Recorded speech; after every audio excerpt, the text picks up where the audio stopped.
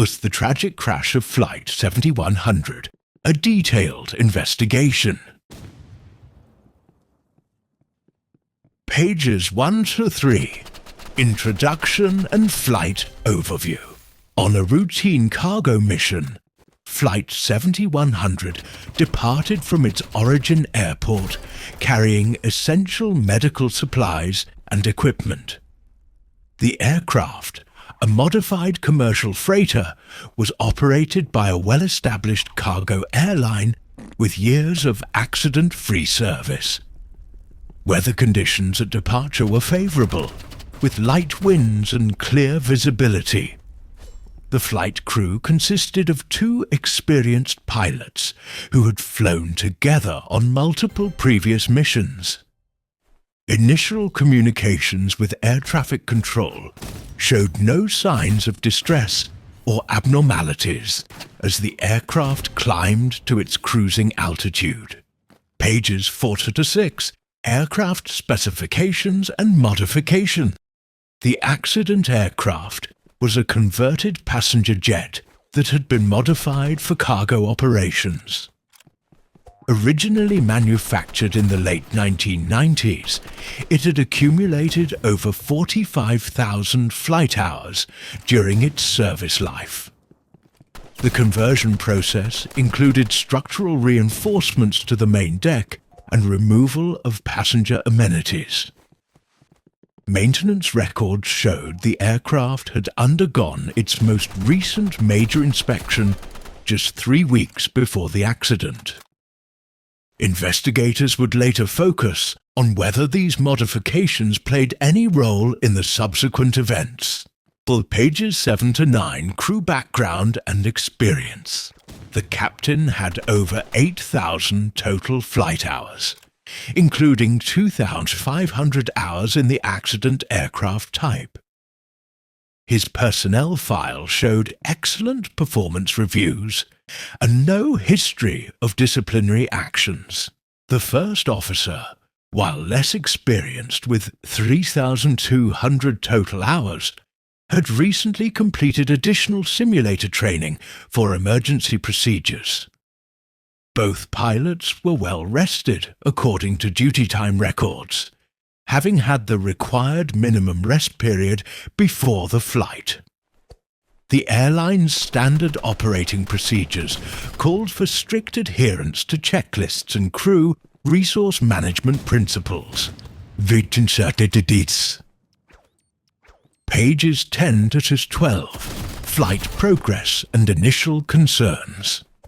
Radar data showed the aircraft reached its planned cruising altitude without incident.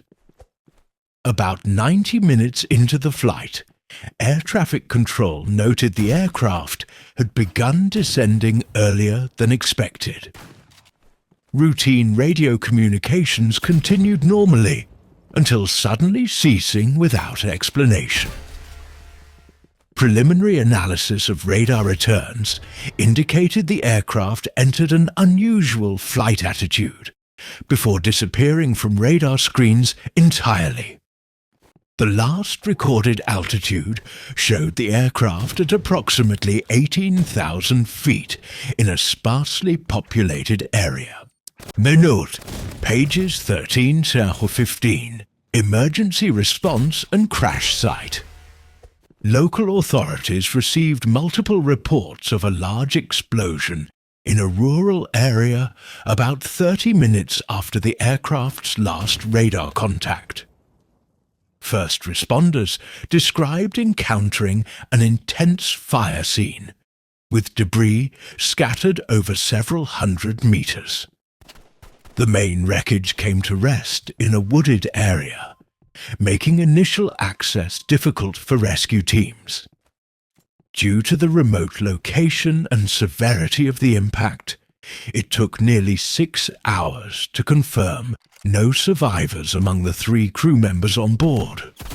Firefighting efforts continued through the night to contain burning jet fuel that threatened nearby vegetation. Pages 16-18. Early investigation findings. The accident investigation team arrived within 24 hours to begin documenting the wreckage distribution. Initial observations revealed the aircraft had impacted terrain at high speed in a near-vertical attitude. Both flight recorders were recovered within the first week, though their outer casings showed significant fire damage.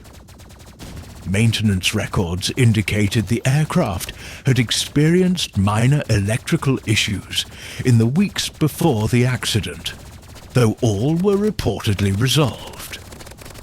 Investigators paid particular attention to the cargo loading process and weight distribution calculations. The pages to 21. Technical analysis of systems. Detailed examination of the wreckage showed evidence of in-flight breakup beginning at the wing roots.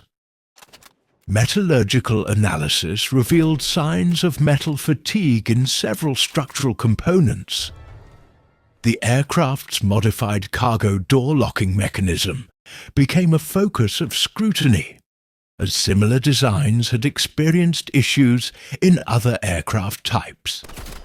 Flight control system components showed no pre-impact failures, though some hydraulic lines exhibited unusual wear patterns.